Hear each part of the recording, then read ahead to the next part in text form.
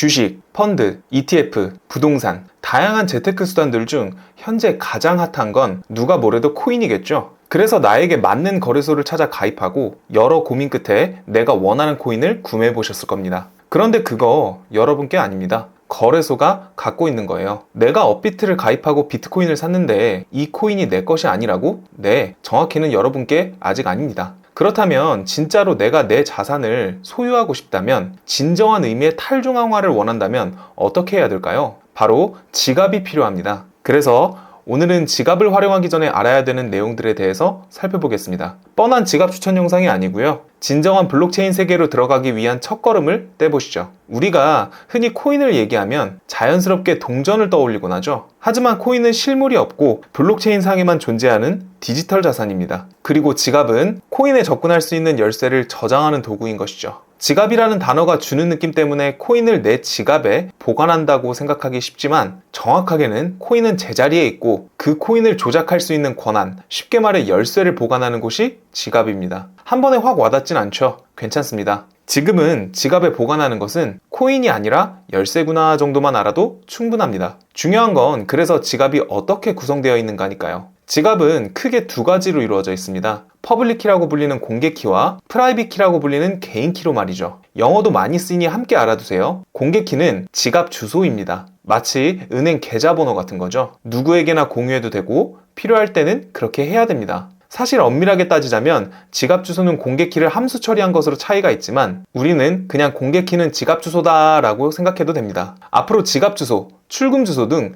주소라는 말이 나오면 계좌번호 역할을 하는 공개 키라고 생각하시면 됩니다. 지갑은 코인이 아닌 열쇠를 보관하는 곳이라고 했습니다. 그리고 이 열쇠가 바로 개인 키입니다. 공개 키가 계좌번호의 역할을 한다면 개인 키는 계좌 비밀번호와 공인인증서의 역할을 하게 됩니다. 이걸 누구에게 함부로 알려주면 될까요? 절대 안 되겠죠. 개인 키도 마찬가지입니다. 개인 키는 열쇠입니다. 절대 무슨 상황이 있어도 남에게 알려주면 안 됩니다. 혹시 누군가 자기가 뭘 해주겠다고 잠깐만 알려달라고 한다고요? 축하합니다. 여러분은 인생에서 사기꾼을 한 명 걸러낼 수 있게 되었습니다. 개인 키의 중요성에 대해서 엄청나게 강조했지만 사실 우리는 이걸 볼 일이 잘 없습니다. 아니, 이게 뭔 소리야? 개인 키는 블록체인 기술상의 핵심이지만 무작위의 숫자와 영어의 조합으로 되어 있기 때문에 우리가 알아보기 쉽지 않습니다. 대신 개인 키를 사람이 기억하기 쉽게 바꾼 시드 문구만 알고 있으면 됩니다. 그렇다면 시드 문구란 뭘까요? 잠깐 눈을 돌려 사례를 한번 살펴봅시다. 혹시 비트코인이 한참 떠오를 때 쓰레기장에 가서 컴퓨터를 뒤진다는 이야기를 들어보신 적이 있으신가요? 집 정리를 하다가 까먹어서 혹은 실수로 컴퓨터나 USB를 버렸다가 비트코인 가격이 크게 오르자 쓰레기 매립장까지 가서 찾아본다는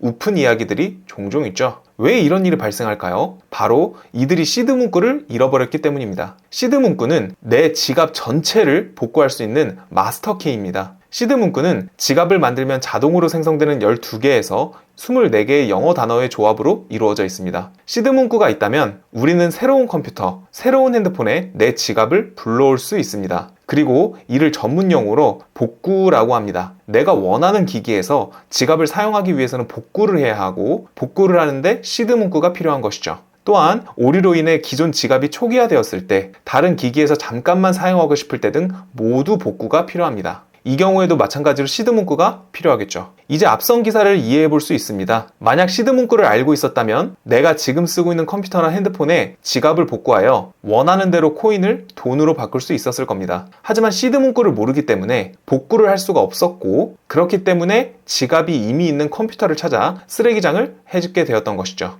이렇듯 시드 문구는 잃어버리지 않는 것이 정말로 중요합니다. 내가 까먹으면 복구할 수 있는 방법이 전혀 없으니까요. 시드 문구를 잃어버린다는 건 해당 지갑과 코인을 모두 잃어버린다는 말과 같습니다. 고객센터가 있는 것도 아니어서 물어볼 수도 없고 재발급도 할 수 없습니다. 그러면 이걸 외우면 될까요? 쉽지 않습니다. 만약 하나라도 까먹으면 큰일이 되니까요. 그래서 우린 이걸 적어놔야 합니다. 하지만 시드 문구는 보안이 너무너무 중요하기 때문에 인터넷 연결이 가능한 모든 기기에 써두시면 안 됩니다. 메모장에 써놓거나 카카오톡에 보내놓으면 안 된다는 것이죠. 심지어 핸드폰으로 사진 찍는 것까지 모두 절대 금지입니다. 그럼 어떻게 해야 될까요? 종이에 직접 손으로 써서 보관해야 합니다. 가장 단순할수록 가장 안전한 법이니까요. 시드 문구를 반으로 잘라서 종이 2개로 보관하는 것도 좋은 방법입니다. 물론 적어둔 시드 문구를 잃어버리지 않게 관리하는 것은 필수겠죠. 하지만 더 중요한 게 있습니다. 어떠한 경우라도 남에게 알려주면 안 된다는 것이죠. 누군가가 내 시드 문구를 알게 되면 내 모든 돈을 빼갈 수 있으니까요. 너무나도 중요한 내용이기 때문에 요약 한번 해보겠습니다. 시드 문구는 까먹으면 되찾을 수 있는 방법이 없으니 종이에 적어서 안전한 곳에 보관하자. 그리고 시드 문구는